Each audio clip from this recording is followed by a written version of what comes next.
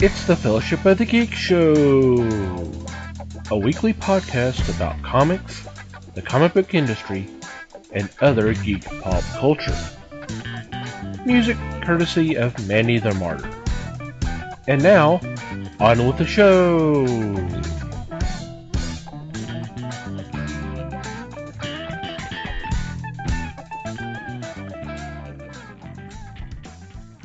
Hey everybody, it's the Fellowship of the Geeks podcast. My name is Thomas Chick, and joining me for this episode is Mike Marlowe. Hey gang. And Les Webster. Hello all. How are you guys doing? Crystal clear.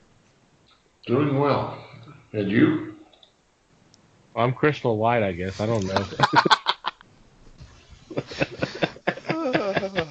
Wasn't she a country singer? Almost certainly. So what's been going on in your corner of the galaxy? Well, I'm done with my research. Well, probably not entirely done, but I'm at least done watching the movies for The Secret Project. Woohoo! Which is honestly more movies than I've watched in a 3-week span in a long time, just because I don't force myself to do that. This time I did, and I got through them, and it will be fun.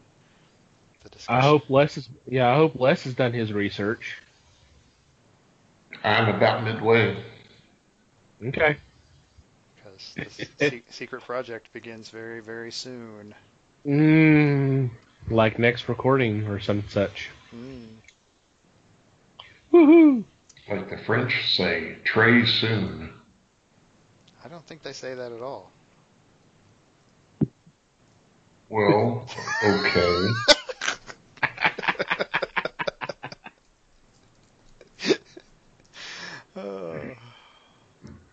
How about you, Les? What have you been up to? Well, très soon. I'm trying to make it a thing. Okay.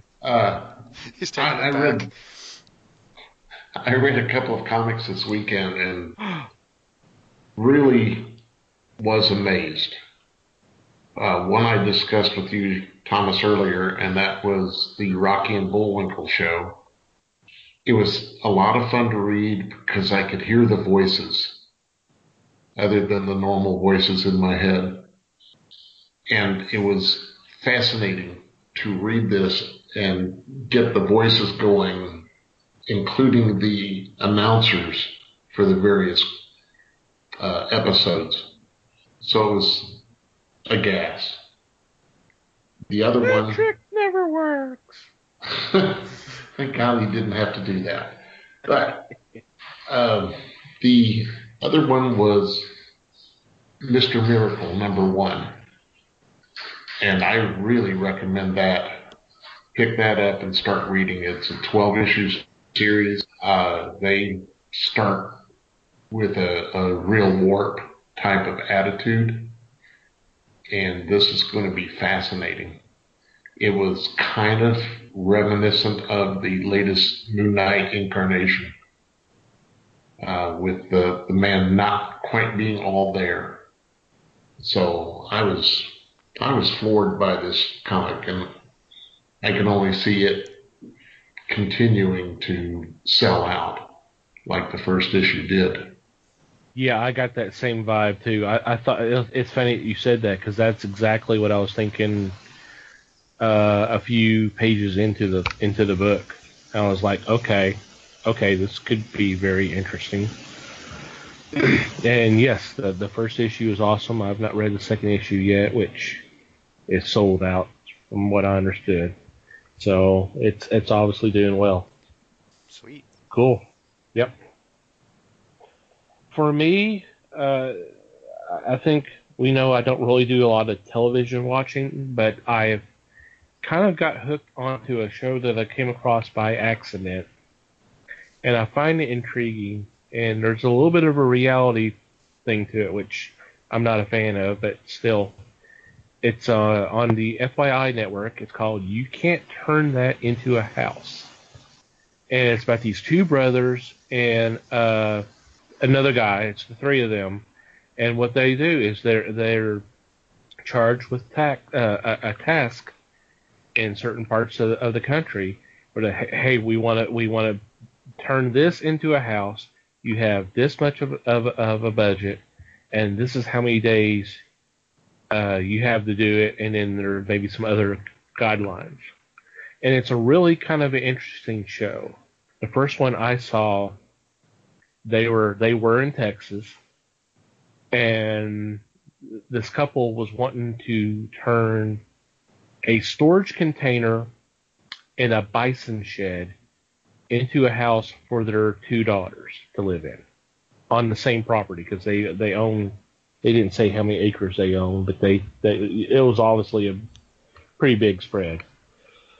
And they did it. It was kind of hard to believe, but what they did was they upended the storage container and then welded it to Bison's shed, and then they enclosed half of the bison shed, and that basically became the kitchen and living area, and the rest of the bin or rest of the shed was turned into like kind of a porch. I'm having problems talking today.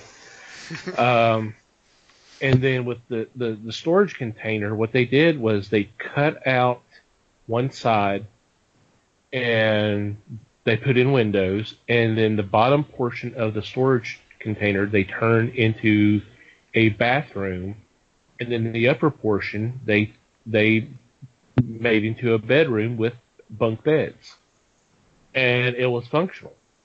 Now, it's not something I could live in comfortably, but it was kind of cool seeing this. And there's several episodes of stuff like this. Another one that I saw, I've only seen 2 or 3 so far. But the second one I saw is they took the trailer of an 18-wheeler. This couple who owned a junkyard car lot kind of combination. They owned a lot of land, and they kind of ended in on part of a lake. So for their son's college graduation, they took the trailer, moved it out toward the lake, and then what the guys did is they cut a section on both sides of the trailer and turned that into a breezeway with steps leading up. And then on one end of the trailer was the kitchen dining area, and then the other end was the bathroom and bedroom. And it's kind of hard to believe that they can do this.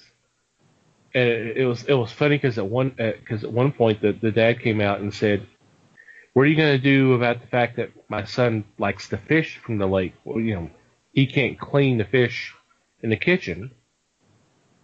So what they did was they went back to the auto area and took the tailgate of a truck and attached it to the side of the trailer, and then put a counter space on top of it, and then it just so you can pull it down to clean the fish, and then you can clean it up, and then raise it back up again. I mean, it's kind of ingenious. These are kind of cool. It's not things I would want to live in, but it was kind of neat seeing them do that. Interesting to just from a problem-solving perspective. Yeah. I think in both cases they had just a little over a week to do it. So is this a half-hour show or an hour show? It's a half-hour show. Okay, cool. I was gonna say an hour of that would get old, but yeah, I could see it at half an hour easy. Yeah, I don't know if I could put up with an hour. I think I've talked about it before. I used to be a fan of Bar Rescue. I like the earlier episodes where they kind of focus more on the problem solving and the creativity and revitalizing of the bar. But at some point it changed to where they really focus more on the drama of what's going on in the malfunctioning bar, and then having John Taffer to start a show, yell at everybody. That seems to be what everybody likes, so that's what they kind of amp up. And I'm like, okay, you've lost me. Well, sure, yelling is more entertaining than problem solving. Of course, but it's a fun little show from what I've seen so far. So I'll keep checking it out. So yes, I am watching a little television, a little. That's about it. So. And more than I got. Yeah, well, I don't do a lot of TV watching. I mean, it may be on, but doesn't mean I'm actually watching it. It's I'm usually on the computer doing other stuff. Yep, it's background noise. Yeah, exactly. That's exactly it. Alrighty. Before we get into this week's topic, I want to take a couple of moments to thank our sponsors for their support. First off, want to thank Peter Smitty of Alterna Comics, and particularly his Make My Indie digital catalog, the summer catalog, which is currently 147 pages, previews, reviews, and interviews of print, digital, and web comics. If you go to our website, www.thefellowshipofthegeeks.net, and click on our sponsors page, first thing you see is the logo for Make Mine Indie, and a link there where you can click on that, and you can be able to download a copy of said catalog, either in a CBZ or a PDF file. You really ought to go check those out. Some really good reading there. Mikey and I can testify that, and if you've been following our reviews, you can see that we've covered some of those. So thank you guys for that. And we also want to thank the fine folks at Things from Another World for being a sponsor of the Fellowship. Currently, the Evergreen specials are only ones that are going right now, but they're great deals. First off is a 40% off comics, statues, toys, and general merchandise. There's a 30% off pre-order manga titles, and the ever-popular 50% off Nick and Dent comics and trades. So while you're on our sponsors page, if you just scroll down to the bottom, you'll see information for Things from Another World and links that will take you to take advantage of some of these deals. And that lets them know that we've sent you on your way to see them. So go ahead and do it. Go ahead and take advantage of these great deals. Hi, this is James Vinhouse, and I'm the writer and creator of the comic book Night Owl Society from IDW. And thanks for listening to the Fellowship of the Geek podcast. And buy my comic. Alrighty. It is that time again. Our quarterly glance at the old crowdfunding pages. I think we primarily use Kickstarter, but there's some other great ones out there too. We're not trying to diss any others, but I think we're primarily focusing on Kickstarter. So we have made our picks of ones that have caught our eye that we think you guys should go check out.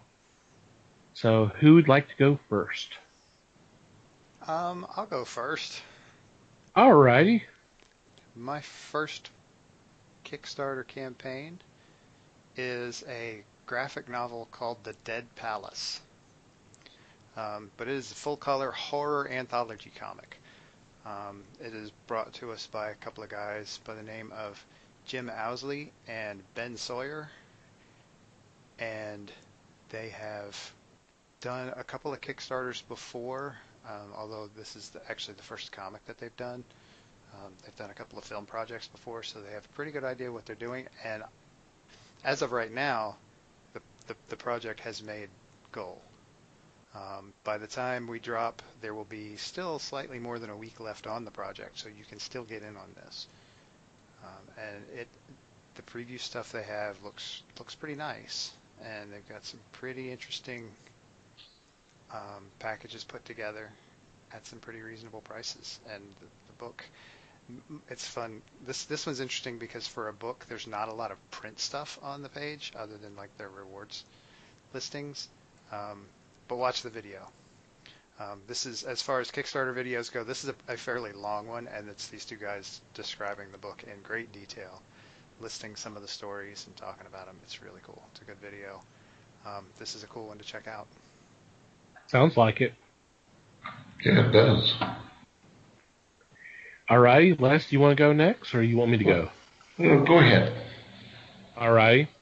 For my first choice, this is their first Kickstarter. It's from Disposable Fiction Comics, and is a graphic novel called Frankenstein for Mayor, comic about partisan politics.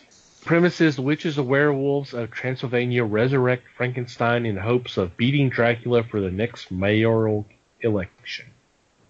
It sounds interesting. The art that's in here is pretty good. I think we've talked about before about politics and comics and how we may be a little bit tired of it, but I'm on board with this one. This one looks kind of interesting.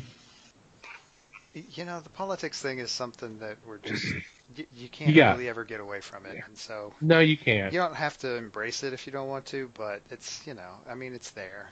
Don't let it sway you too much when you're picking something to read. Right. I mean, it's just it depends, because I mean politics are part of our life. It just depends on how it's used. If it's over your head, then I have a problem with it. But right. But this sounds pretty cool. It's a mayoral election, like you said, which is kind of, no offense intended. It's kind of small time politics, which it can actually be a bit of a distraction from the major stuff that's going on. So go for it. Right. Sounds cool. Yeah. I think so. Alrighty, Les. Well, the first one I've got has made goal, but it still has 26 days to go. Nice. It is it's at least 2.5 times their goal right now. Dang. And they are still going. Wow. This is a book by Shade.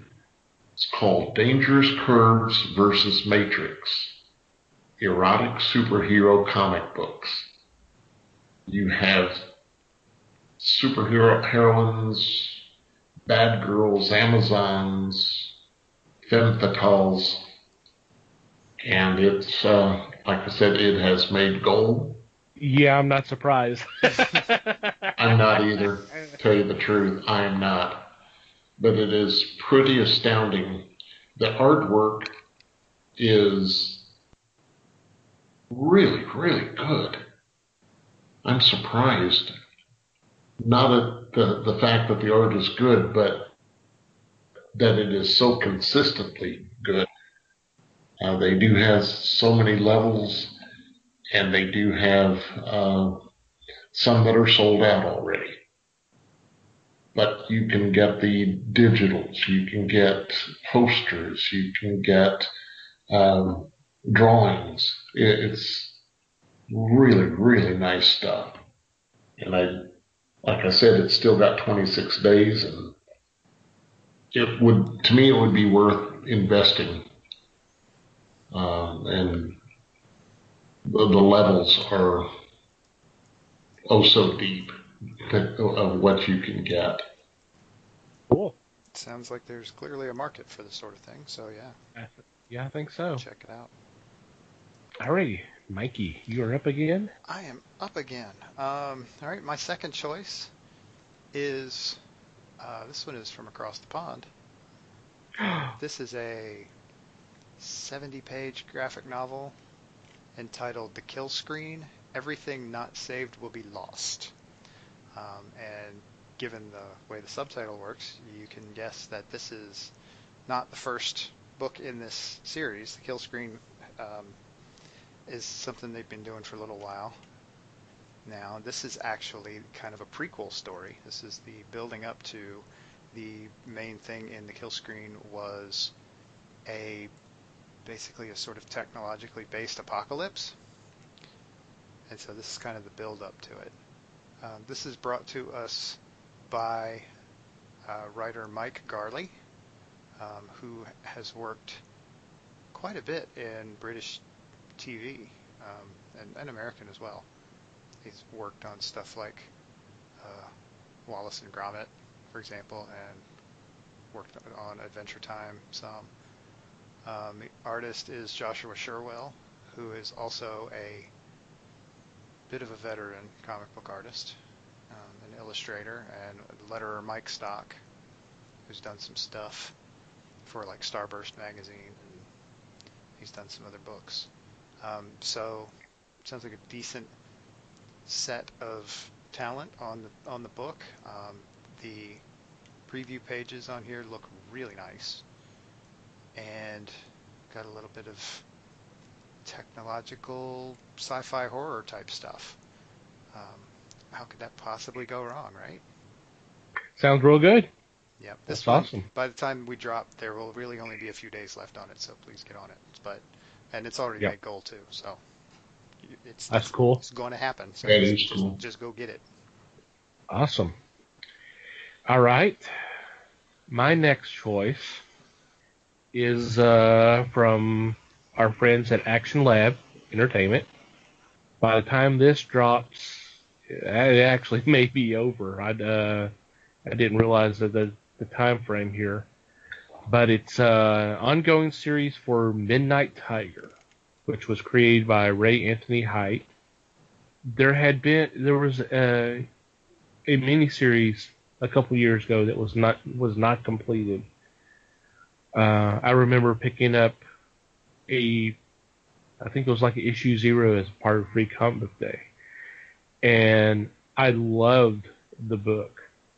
There was a kind of a old school, and I'm talking really old school Spider-Man vibe to it. I'm talking 60s Spider-Man, and it's about a teenager who's dealing with being a superhero as well as being a guy in high school and all that.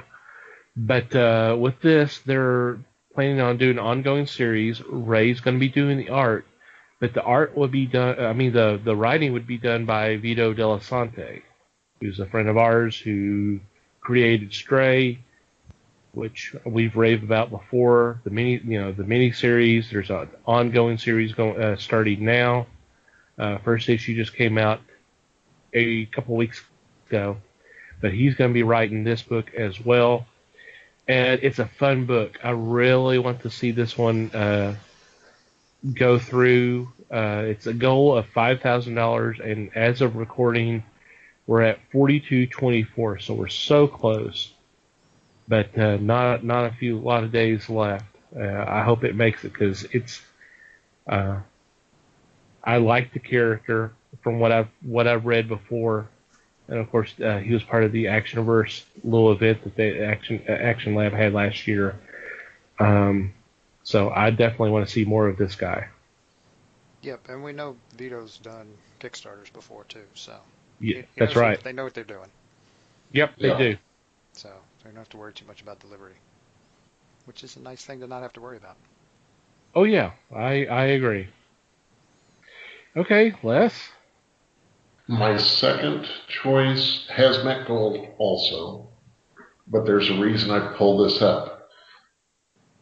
Whatever they finish off, they will put toward the second issue. This is a 3-issue series written by Chris Lewis, art by Fernando Pinto. Mitch Hammer, Construction Mutant.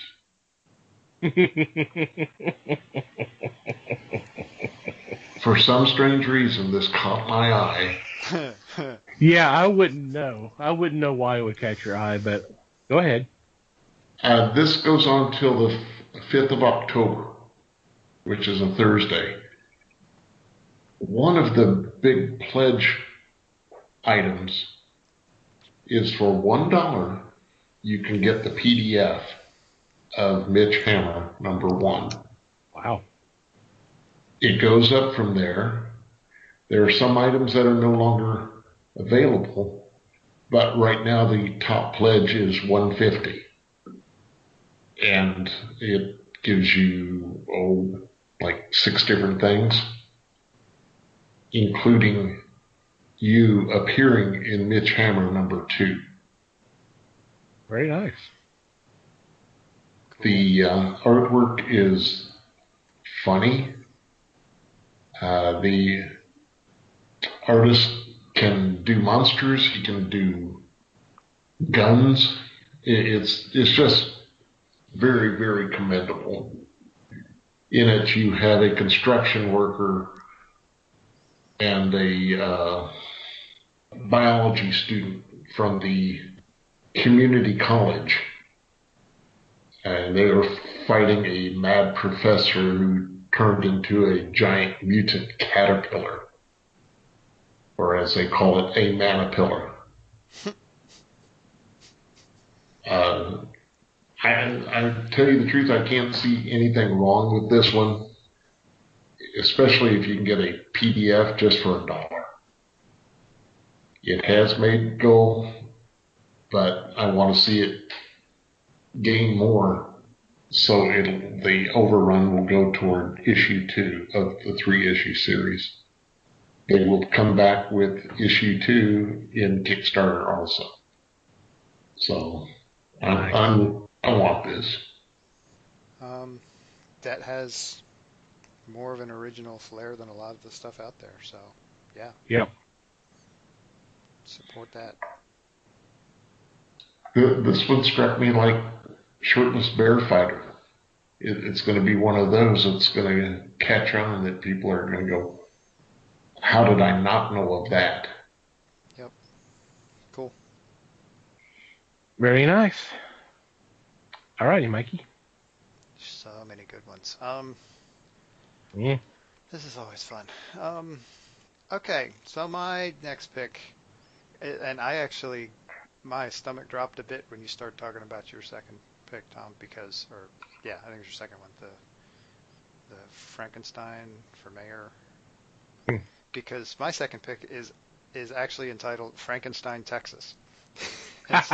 So you said Frankenstein, and I was like, oh crap, we picked the same one. No, we did not, actually. This is very different. The premise of this book is, if you're not familiar with the end of the novel Frankenstein by Mary Shelley, Frankenstein and his monster are basically seen running off across the Arctic wastes by one of the guys who's one of the narrators of the book, Captain Walton, trying to kill each other. That's the end of that book. Spoilers for a almost 300-year-old book. Be 200 years next January. It'll be, 200-year-old book. Yeah, it'll be, yeah. No, Yep. It came out, I thought it came, never mind. Yeah, 200-year-old book. The premise of Frankenstein, Texas is that they did not actually try to kill each other. Instead, they took off and traveled to the New World together and ended up in the American West. So this is a horror western. It is a 48-page graphic novel telling a story of action and adventure, with Frankenstein and his monster trying to basically figure out how to live in the world, and doing so in the Wild West. So it's just I think it's a really interesting twist on the idea. I mean, doing a twist on Frankenstein is not unusual, but this is an interesting idea. And it's going to be written by Dan Whitehead, who has done quite a bit of writing. Not necessarily more fiction than comics, but a good bit of writing. The artist is a guy named David Hitchcock, who has been around for a while. And the sample pages on this page are really nice. Really nice. So this should be a lot of fun. Sounds like it. I mean, I'm not usually huge on westerns, but this sounds like a cool one. Yeah. I saw that one too, Mike, and all I could think of was Road to El Paso. Them singing and dancing across the U.S. until they finally reach their stop. No, I was intrigued also. This is by a Brit, is it not? It is. And that's what struck me as really unique. Let's get a different perspective of what was going on at that time from someone that probably learned from television or movies about the West. Mm-hmm. I'm intrigued. I think it's pretty cool. Yep. That's definitely an interesting one. And for the record, first published January 1st, 1818. There we go. So. Yeah, I got my math mixed up in the middle of that too. Yeah. That's all right. I've seen it. Actually, I know what it is. The one that the copy the hard copy that I have has the foreword that Percy Shelley wrote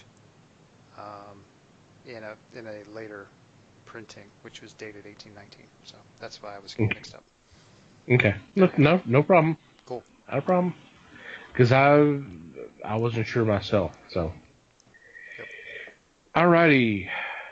For my next one, I'm going local, as in the Dallas-Fort Worth area. It's by Hector Rodriguez, and it's called El Peso Hero La Patrona. And it is basically a vigilante who's standing up to Mexican cartels, corrupt officials, and human traffickers. This one kind of caught my eye. The art's pretty good. I like the art, and it sounds like it's a kind of interesting premise. And of course, we're kind of dealing with some of the little social issues of today. The goal is $2,000, and as of recording, we're at 1726 with 27 days to go.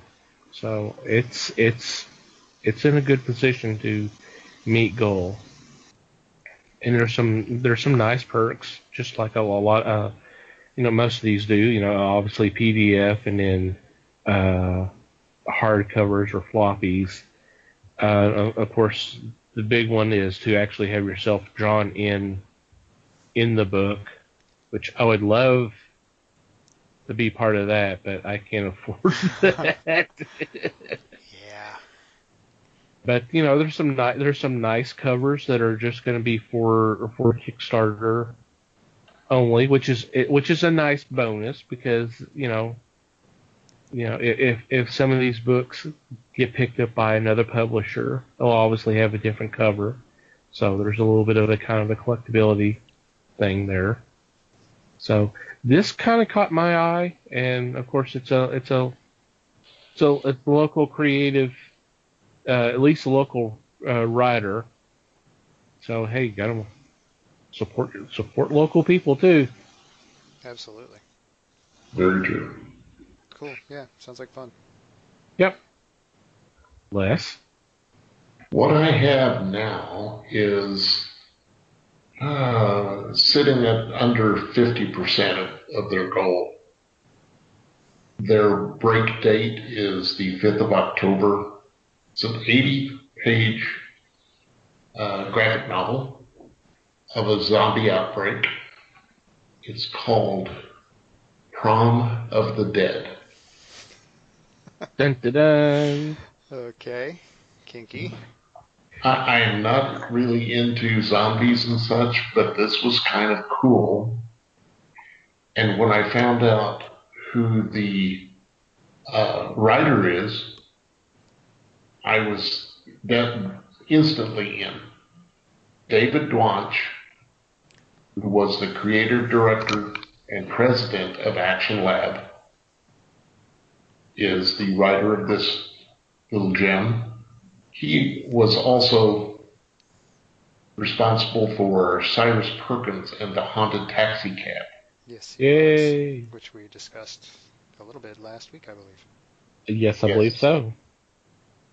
So I looked at the art. I said, this is pretty good stuff. And they do have the different stages that you can put down for. They even get to a T-shirt promotion as part of it. So I like this, and it's got to be funny to have the zombies showing up at the senior prom because there is an infection across the city, and it keeps expanding. So I'm kind of looking forward to this one too. It does kind of remind me of a certain movie with a bunch of vampires showing up at a prom, but you know, that doesn't mean it's not. True. That was a fun idea then too. So why not Yeah. make it zombies? Could be cool. Yep. I've seen some stuff on Twitter. I've seen a lot of some of the creators that I follow have supported this. So so it's obviously getting some attention and deservedly so. So yeah, that sounds like a fun one to kind of support and see it to fruition. What? Nothing. That's What, did he look at you wrong? What? Yeah. I guess. No, that's always just been a funny word for me. I don't know why. Alrighty. Do we have enough time to maybe do another selection? Oh, I think so. Okay. Go ahead, Mikey. Okay. This is one I'm actually veering off of graphic novels and kind of stumbling into webcomic territory for this one. Woohoo! A group called Iron Circus Comics is putting together the complete edition of the Girls with Slingshots webcomic. This, if you're not familiar, it was a webcomic that ran for a little over 10 years by Danielle Corsetto. And I read it some off and on, and it was always entertaining. It was always a good read. I wish I had time to read webcomics anymore. It's one of the things I miss a little bit, is that I just can't quite get it together enough to read webcomics. But anyway, like I said, the series run finished up a couple of years ago, and now they're putting together the complete edition, which they're listing as over 700 pages. The image of the book set, the slipcase book set, it looks like there's 2 volumes in the picture, and they admit that the picture's photoshopped, but we're still talking about a whole lot of book here. So admittedly, because it's a whole lot of book, it's not necessarily the cheapest book out there, but it's pretty reasonably priced for what it is. Yes, 2 hardcover volumes, easy for me to say. This has a whole lot of time left and is well over 200% of the goal already. So it's a pretty big goal because, like I said, it's a big book. But yeah, for a $50,000 goal, they're sitting at a little over 106,000. Nice. And that is, as of right now, 28 days left. So there's still plenty of time to get in on this. Honestly, I'm going to guess, I haven't looked in a while, but I'm going to guess that the webcomic is probably still on the web if you want to get a quick preview before you go drop this kind of cash on a book. But trust me, it's a really fun webcomic. Went on for a really long time. Good stuff. Go check it out.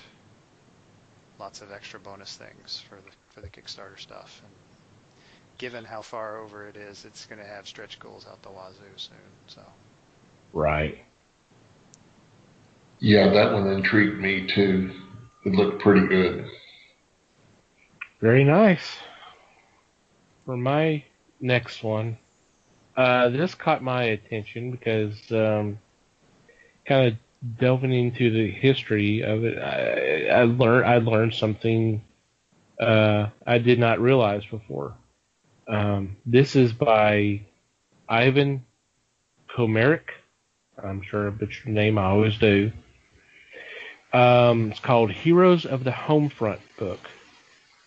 And as a recording, we have 2 weeks to go of a goal of 20,320, and unfortunately, it's at 9,840. But I think this one should definitely be supported. It is a book regarding Canadian superheroes that were created during World War II. And the reason why they were created is because Canada banned American comics. So they created their own superheroes, and some of these you may or may not have heard of, like Nelvana, Johnny Canuck, The Brain, Nitro, The Dreamer, Super Commando, and some of the others. And this tells the story of basically Canada's first superhero comics. This is very intriguing because I'm always kind of interested in knowing or wanting to read comics or characters that are from another country that are not necessarily were born from an American writer, if that makes any sense. I've checked out some comics that were created in Australia and Spain and France and stuff. So it's always intriguing because it's a different mindset, and a thinking and a way of putting together a comic. So this, like I said, this caught my attention, and I really hope this will make goal and we can get this book, which is going to be over 300 pages, they said. And it's going to reproduce over 300 pages and reproduce almost 150 pages of original art. So half the book is going to be the original art reprinted, in some cases probably the first time in decades. Oh, sure. Wow. That is cool. That is very cool. Because I've got a thing for historical stuff anyway. So, and the idea that Canada shut down American comics in World War II and just said, screw it, we'll make our own. The reason I laugh is because the only reason they could have done that was because we were putting out some heinously racist stuff at the time. Yeah. Yeah. So, I mean, I could imagine them just not wanting to sell that to their Canadian children and just saying, we'll just do it ourselves. And right. The idea that they could just come up with a bunch of stuff like that, that's cool. Yeah. And yeah, it would be very interesting to see some of those characters and some of their backstories and all of that. Alrighty, Les? My last one goes away from comics. I flipped over to the film side of Kickstarter. And I found The Haunted Swordsman. This is a live-action movie done by Kevin McTurk, who has done films before. He had a Kickstarter-funded short film, The Mill at Calder's End. But this one, The Hunted Swordsman, is a gothic horror adventure. The trick of this one is that it's done by 36-inch puppets. This is the film one, The Sword of Whispering Death. And I tell you, take a look at this site. Unfortunately, it has not met half its goal yet, and by the time this airs, it'll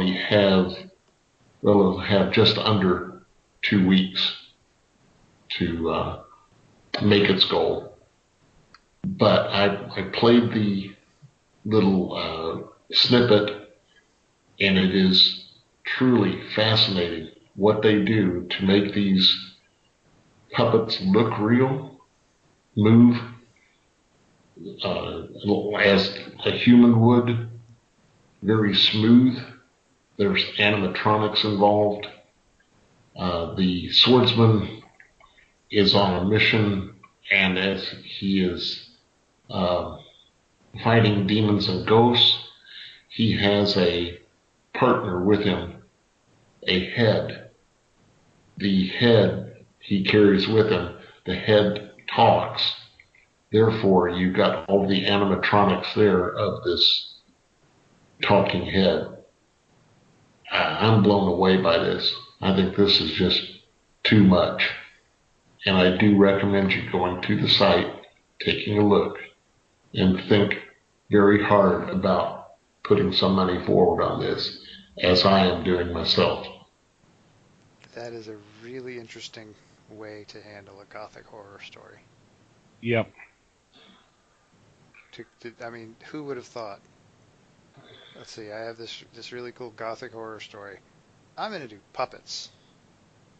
Yes. Man, I commend the guy. That's awesome. I'm very curious now. In the film clip, there is an actor that says that he's looking forward to it because he had a part in an earlier movie done the same way with puppets. That's Christopher Lloyd. Ooh. And I said, the Christopher Lloyd? The Christopher Lloyd. Sweet. And I was really impressed. Very sweet. Yeah, exactly. Yeah, Les was telling me about this today. I was like, that's kind of cool. Yeah. Awesome. A lot of great stuff out there on Kickstarter, and of course, I'm sure there's some on Indiegogo and the other crowdfunding sources. So definitely go check them out and support them if you can.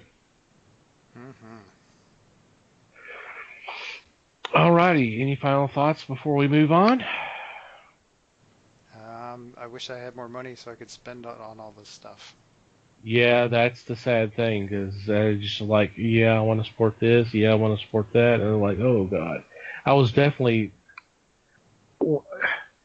when I first started kind of going through and kind of making my list and all that, I came up with at least 6 or 7 right off the bat, and I was like, okay, I'm sure you guys are going to pick some of these too, so I needed to delete some of those, but I was like, man, I really want to financially support all these. I just couldn't do it. Can't do it. So hopefully we're helping out in some way by shining a little light their way. Yeah, please do check some of this stuff out, guys. Alrighty. So on that note, we will take a quick break and come back with our weekly picks.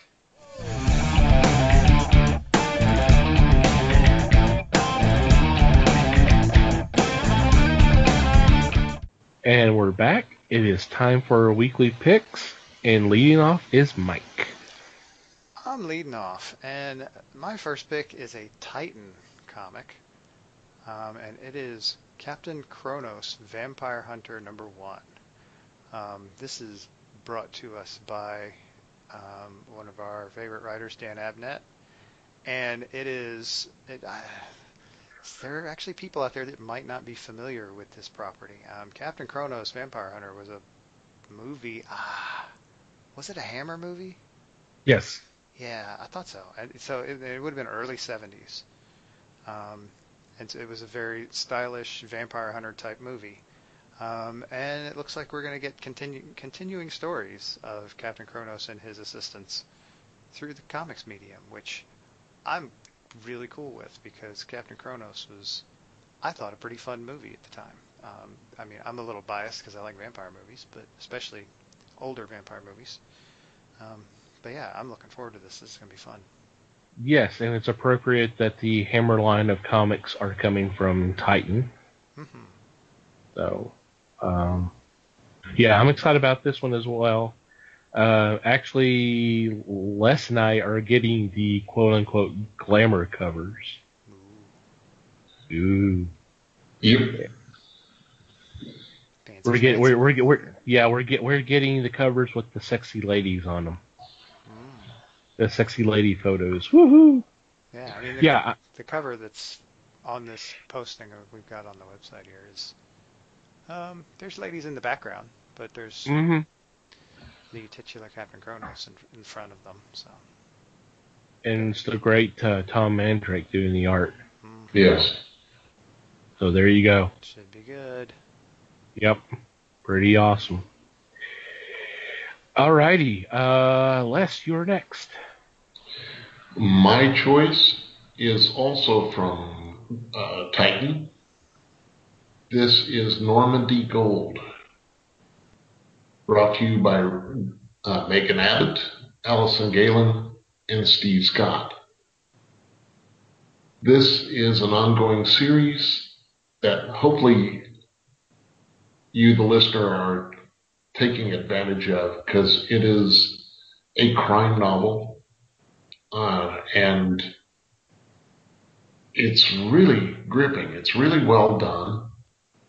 This is issue 4, so go and scrounge, grab the others, and catch up on this, because you've got a sheriff, Normandy Gold, who is forced into the 1970s prostitution world when her sister is found as the center of a murder case. So, yeah, go backtrack, get 1, 2, 3, and 4 is coming out. It's definitely worth it. Yep, cool stuff. Alrighty, I'm up next, and for my first choice, there seems to be a little discrepancy on release date. From what I saw, it's actually going to be this week, but it may be next week, so, that kind of happens. I think this is the first one for us, for the Fellowship. It's from AC Comics. I don't think we've made a choice from AC Comics before. But, not that they hadn't put anything out that wasn't worth anything. I'm just first time we've made a pick. This one's called Charlton Arrow, first issue, with writers Nick Cutie, Paul Kuppenberg, Roger McKenzie, art by Joe Stanton, Mike Collins, Stephen Butler, Barbara Kahlberg, and Mort Todd. I believe this is going to be a quarterly book. And this is going to feature the return of E-Man, a character who was created during the Charlton Age by Nick and Joe, and they're actually back to do new stories. So that's exciting. I know Les is excited about that. Their Monster Hunter is coming back, which is done by Paul Kupperberg and Mike Collins. And then a new character called Mr. Mix-It. And this one kind of caught my eye because this is definitely a Steve Ditko influence, homage, whatever you want to say, because the character's costume is a combination of Spider-Man, Blue Beetle, Captain Atom, and the Creeper.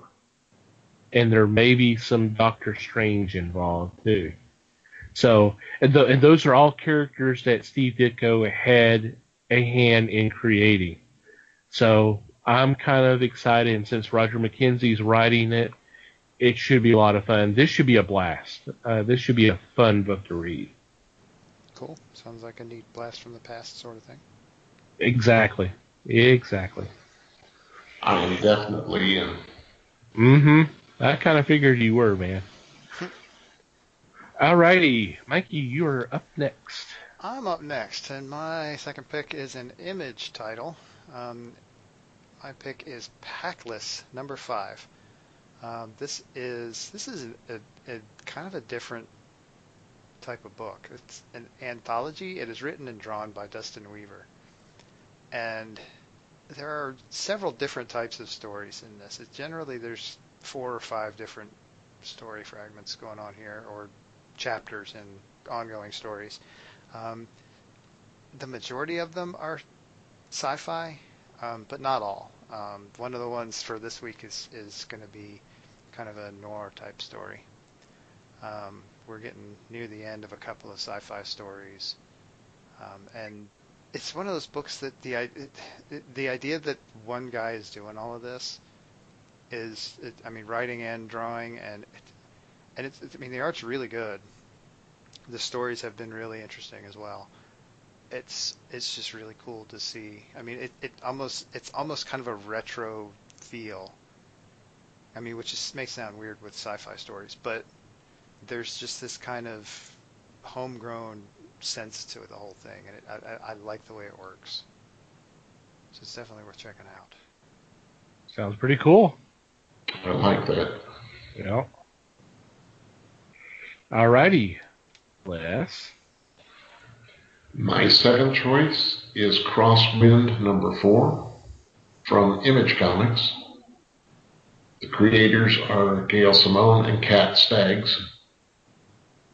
This has been a fascinating series where the souls of a hitman and a housewife have switched. It's interesting to see them try to cope with their new identities. But in this issue, the lovers and friends are starting to see that something is not quite right. Plus, there is the psychopath who has figured out their secret and is ready to take them down.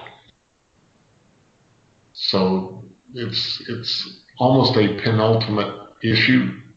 I can't say that it is because I'm not sure if it's a 5-issue or more. But it's been a great read to see the housewife just shoot and the hitman take the back seat and try to figure out what is going on around him. Another one that I highly recommend. Yeah, I've been following this one too, and it is. I actually, the first issue, I was a little concerned. I don't know, it didn't catch me. It caught me just enough to make me pick up issue 2. Issue 2 blew me away. Just once we got through the transition, the way the characters started feeling their way through their situation was just wow. It was just yeah. It's very cool. Yeah. And the art's beautiful too. But yeah. Awesome. For my second choice, I'm going with our friends from Black Mass Studios. And first issue of Grave Trancers, written by M.L. Miller, with art by James Wynot. It is about 2 siblings who are trying to find the grave of their father, and what they do is they uncover a, what do you want to call it, kind of a plot, or not so much a plot, but that there's this group of people who are grave robbing, and the reason why they're doing it is they've devised a drug, a narcotic, that's made from human remains. And the thing about this is apparently the fresher the corpse, the stronger the drug can be. So we can see where this is going to go. The plot just intrigues me because this is, once again, Black Mass kind of does a little bit of the darker side, but it's original stories. It's original content. It's something that someone hadn't thought of before. And that's what gets me. And this sounds like this could be another winner for them. Yeah, that's intriguing right there. Your description. I agree. I'm curious. Definitely. So, yeah, we'll see where this goes, because something tells me, this is going to be a kind of a fun, twisted ride. And that's okay. Nothing wrong with that. Nothing wrong with that. Alrighty, honorable mentions. Mikey.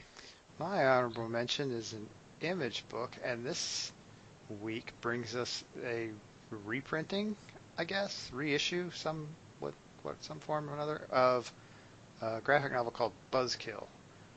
Or I guess it's a trade, it's a collection of a miniseries, a 4-issue miniseries. This is the story of a superhero who draws his powers from booze and illegal drugs. And so, needless to say, something bad is going to happen in the process of this, because this guy has to get wasted for his powers to kick in. And so, not necessarily fully in control of his powers and all of that. This is from a couple of years ago, and was written by Donny Cates a couple of years ago, and drawn by Jeff Shaw. And I remember reading it a couple of years ago, and it was a really fun, I mean, it was kind of a dark twist on the superhero concept, but it was really good. I remember this one, and I like it. I think it was a good read, and it did have that twist to it. So later you had books like The Pro that took a different bend on the superheroes. Yeah, a bit. Yeah. But I think that Cates pulled it off. I think the writing was superb. Yeah, I remember this coming out, and it was funny. It's kind of funny with stuff like this. I don't really associate with writers and artists in comics as I do more, let's say, actors in movies or television, where all of a sudden someone gets really popular, and then you realize, oh, well, you've been enjoying their stuff for a long time, and you just didn't really realize it. Yeah, Cates has been around for a while, and now with the success of God Country, Rednecks, I'm drawing a blank on Baby Teeth. Yeah, Baby Teeth. The Paybacks. And all, yeah. See, he did Paybacks. I forgot about him doing Paybacks. Yeah. But all this stuff, the Image smartly has gone back and taken, has gotten the work that he did for Dark Horse, and this is one of them. Another one's Tomahawk, which they're reprinting that, and it's smartly kind of bringing it out for a chance to get read that maybe it didn't get a chance before. That's kind of cool. Right. So yeah, he's getting popular. Donny Cates is getting popular right now, and they're being smart about trying to ride that wave a little bit. Yeah. But once again, it's the saying, it took a long time to be an overnight sensation, and Donny Cates is definitely, I'm sure he would agree with that. He's been riding for a long time, and now all of a sudden he's the toast of the town, but it's well earned and well deserved. Yes. And also, as a reference back to something you said earlier, he's a local boy. That's true. He is a local boy. Alrighty, Les. For mine, I'm looking at a comic called The Hard Place. This is number 2 of 5. Image Comics, written by Doug Wagner, art by Nick Rummel. I hope that everybody picked up number 1, because this is a fun read. You've got 2 idiot bank robbers, Zebra and Monkey, who have a failed heist of a bank. All of a sudden, the media and the cops are there. There is a character, Maxim Sidorov, who is the ruthless crime boss in Detroit, is kind of upset because his daughter is apparently being held hostage by A.J. Gurney, who was a former wheelman for Sidorov. And of course, Sidorov wants him dead. So things are starting to gel as to what's happening in this one. First issue had a lot of movement. This one should carry on. And, of course, I brought it in because it was a crime comic that makes 3 in a row for me.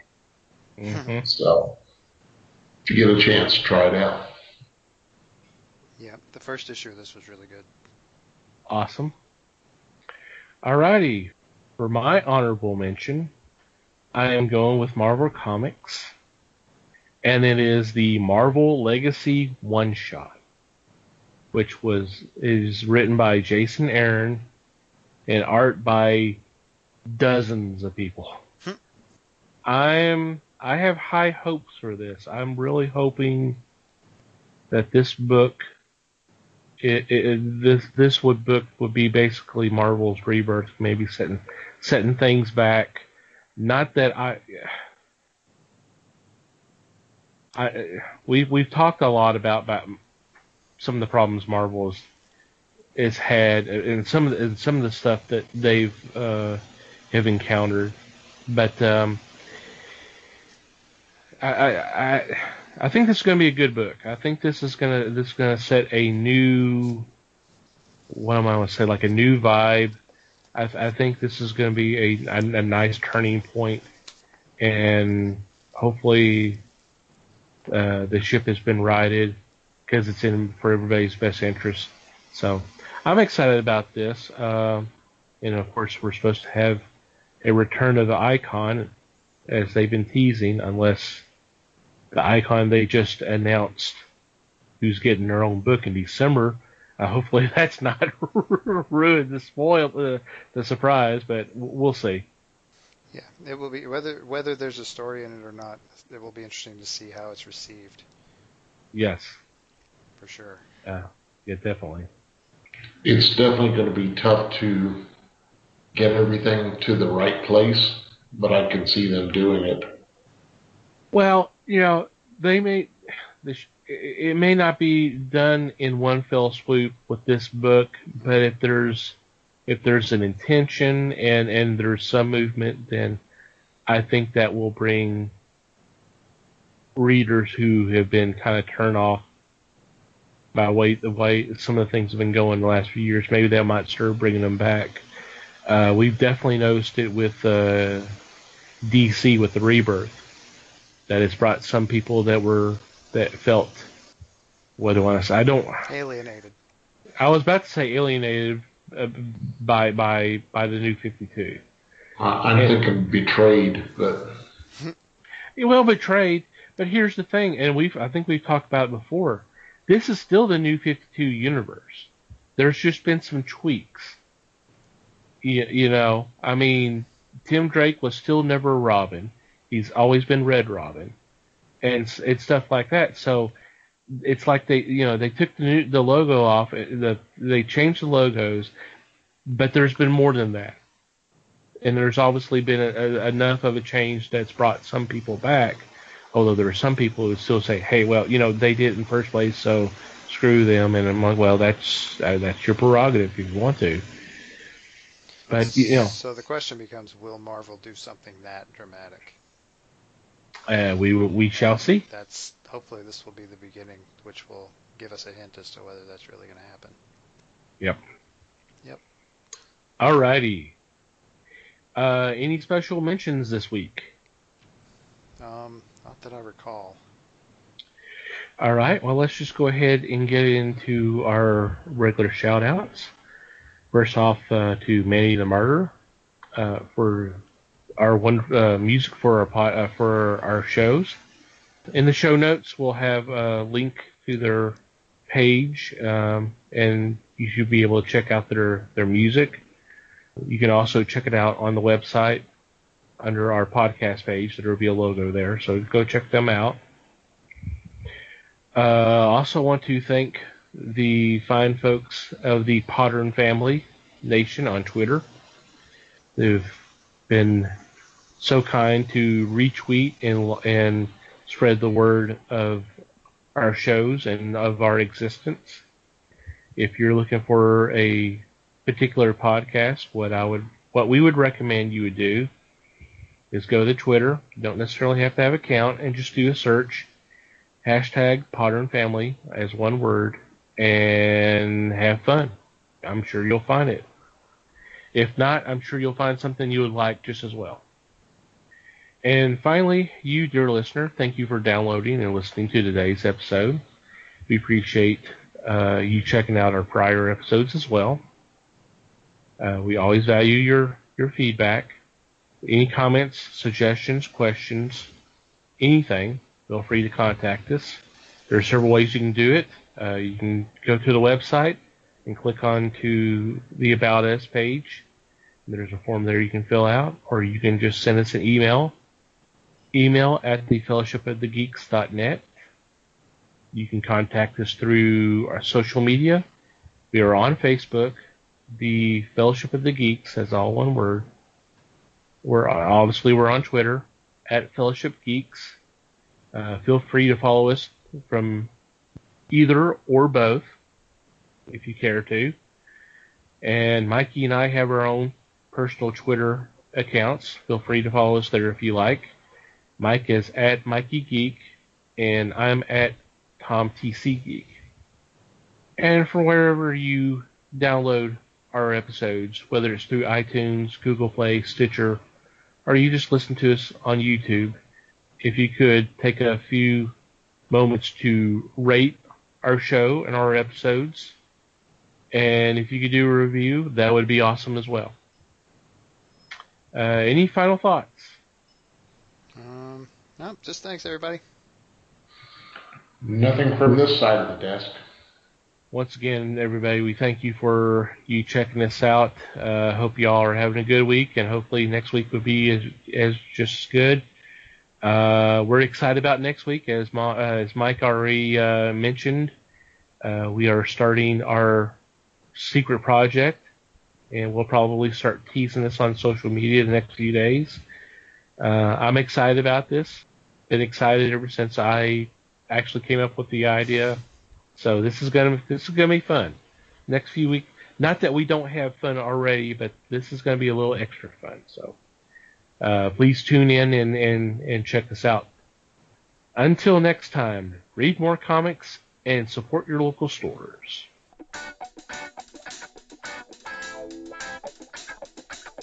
We thank you for listening to the show. Comments, suggestions, and questions can be sent to email at thefellowshipofthegeeks.net. You can follow us on Facebook at The Fellowship of the Geeks and on Twitter at Fellowship Geeks. Until next time,